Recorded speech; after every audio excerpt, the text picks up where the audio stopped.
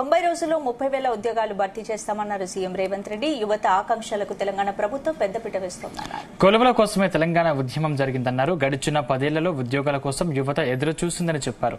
అధికారంలోకి వచ్చిన వెంటనే 31,000 మందికి నియామక పత్రాలు ఇచ్చాం. మరో 90 రోజుల్లో 30,000 ఉద్యోగులు భర్తీ చేస్తామన్నారు రేవంత్.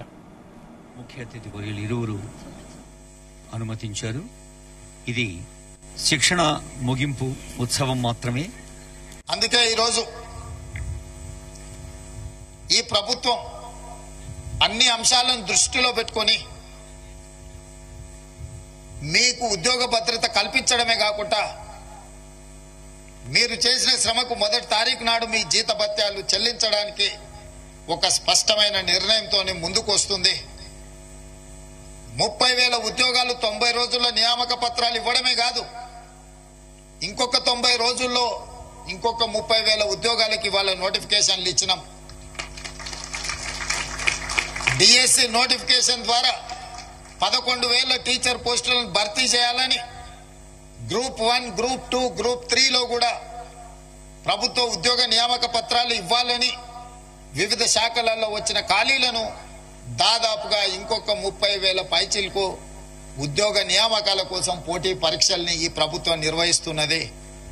అంటే ఈ ప్రభుత్వం అధికారంలోకి వచ్చి సంవత్సరం తిరగక ముందే 60,000 పైచిలకు ప్రభుత్వ ఉద్యోగ నియామకాలు అందించడం ద్వారా మా చిత్తశుద్ధిని నిరూపించుకొని నిరుద్యోగ యువకులకు ఈ ప్రభుత్వం పట్ల నమ్మకం, విశ్వాసం కల్పించి రాష్ట్ర ప్రభుత్వంలో ఏర్పడే ప్రతి ఖాళీని జాబ్ క్యాలెండర్ ద్వారా మీకు ఉద్యోగాలు అందించాలన్నదే మా ప్రభుత్వం యొక్క లక్ష్యం. ఇవాళ మా ప్రభుత్వం తీసుకుంటున్న కార్యక్రమాలు కొంతమందిని విద్యార్థులు అక్కడక్కడ పరీక్షలు వాయిదా వేయమని కొన్నిసార్లు మాట్లాడుతున్నారు. మీరు ఏదున్నా నిరసన తెలపాల్సిన అవసరం లేదు, ఆందోళన చేయాల్సిన అవసరం అంతకంటే లేదు. మంత్రులు ఎప్పుడు అందుబాటులో ఉంటారు.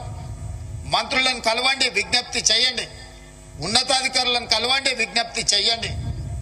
తప్పకుండా మీరేమైనా సహేతుకమైన సమస్యని ఈ ప్రభుత్వం దృష్టికి తీసుకొస్తే ఆ సమస్యని పరిష్కరించడానికి మీ అన్నగా, రేవంత్ అన్నగా ఎప్పుడు మీ పట్ల నిబద్ధతతో పనిచేస్తా అని చెప్పి నేను ఈ సందర్భంగా తెలియజేస్తున్నాను.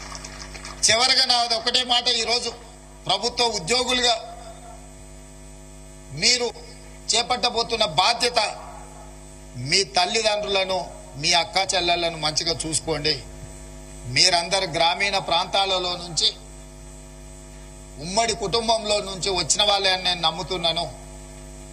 ఈ కాలంలో యువకులకు ఉద్యోగాలు రాగానే గ్రామాలలో ఉన్న తల్లిదండ్రుల పట్ల చూపించాల్సినంత బాధ్యత చూపిస్తున్నట్టుగా కనిపించడం లేదు. అక్కడక్కడ గ్రామాలకు వెళ్ళినప్పుడు తల్లిదండ్రులు ఫిర్యాదు చేస్తున్నారు, సార్ మా పిల్లవాడు మమ్మల్ని సరిగ్గా చూసుకోవడం లేదు అని.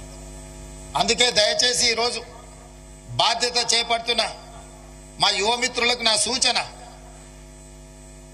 కన్న తల్లిదండ్రులు, తొడబుట్టిన అక్క చెల్లెళ్ళు మనతో పాటు వాళ్ళ గౌరవం పెరిగే విధంగా, వాళ్ళని ఆదుకునే విధంగా మన ఆలోచన ఉండాలి. ఆ విధంగా మీరందరూ ఉంటారని